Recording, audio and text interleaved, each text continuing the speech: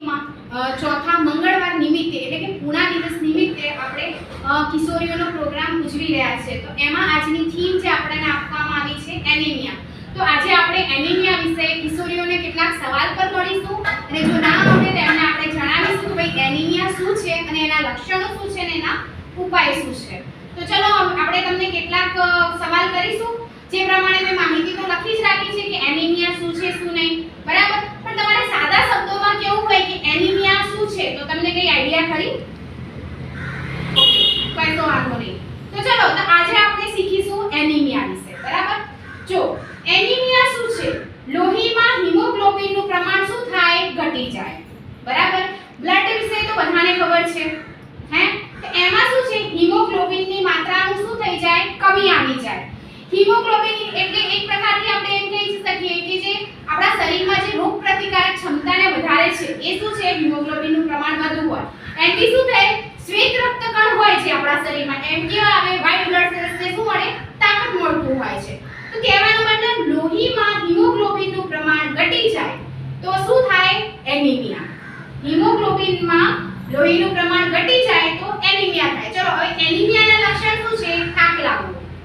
કોઈ પણ આપણે કામ કરીએ તો તરત આપણે થાકી જઈએ છે, બેસી જઈએ છે, બરાબર. નિસ્તેજ ત્વચા. નિસ્તેજ ત્વચા ક્યારે થશે, જ્યારે આપણે થાકી જઈશું તો આપણી ત્વચા કેવી થઈ જશે, નિશ્ચેત, બરાબર. અને સાથે જ ઠંડા હાથ પગ થઈ જવા. ઘણી છોકરીઓને એવું લાગે કે મારા હાથ પગ બહુ ઠંડા થઈ જાય છે, એ પણ એક શું છે, એનિમિયાનું જે લક્ષણ છે કહેવાનો મતલબ. અને આપણે જોઈએ છે અમુક વખત આપણી જીભ જ્યારે ખુલીએ એ વધારે પડતી કેવી હોય છે, વ્હાઇટ, બરાબર, વ્હાઇટ હોય છે. ત્વચા નબળી હોય છે. એ બધી શેના લક્ષણ છે, એનિમિયાના. ચલો હવે આપણે જાણ્યું એનિમિયા શું છે, એનિમિયાના લક્ષણ જાણ્યા. હવે તમને એનિમિયાના ઉપાય વિશેની વાત કરું તો સૌથી પહેલા આપણી સરકાર દ્વારા છોકરીઓ માટે આયરનની ગોળીઓ આપવામાં આવે છે, બરાબર. અને સાથે જ આયરનની સિરપ પણ આપવામાં આવતી હોય છે. તો આયરનની ગોળીઓ અને આયરનની સિરપ એ આપણે રોજિંદા જે ભોજન કરીએ એ ટાઈમ દોરાન આપણે એને શામિલ કરવી જોઈએ. એનાથી આપણેના જે હિમોગ્લોબિનનું પ્રમાણ ઓછું છે એ શું થશે, વધશે અને એનિમિયાનું જે પ્રમાણ છે શું થશે, ઘટી જશે, બરાબર.